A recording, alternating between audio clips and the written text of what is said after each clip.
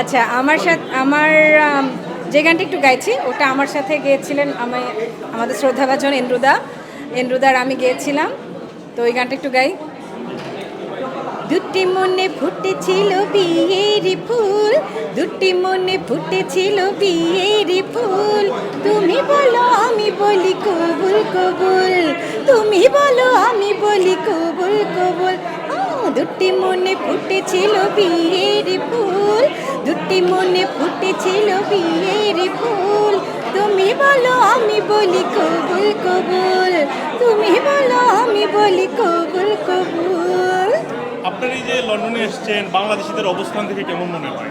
এই যে এত বড় ইভেন্টগুলো হচ্ছে মেইন স্ট্রিমের মতো। আমি যে বললাম আমি এসেছি তো 10 বছর পর, আমার কাছে ডিফারেন্ট লাগছে।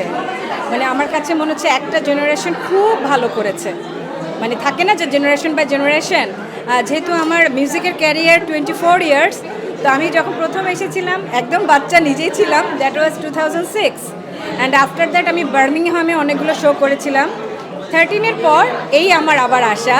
তো এখন মনে হচ্ছে আসলে আমাদের একটা জেনারেশন স্বশিক্ষায় শিক্ষিত, ডিফারেন্ট, অনেক ডেভেলপ ডেফিনেটলি বাঙালি কমিউনিটি। 10 বছর পর লন্ডন এসেছি, ডিফারেন্ট টাইপ অফ ইভেন্ট, খুব ভালো লাগছে। কি কি গান গেলেন আজকে, কেমন?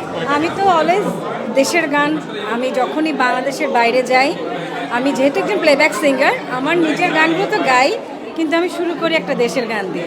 আজকেও সেটাই, দেশের গান দিয়ে শুরু করা। একটা গানের একটু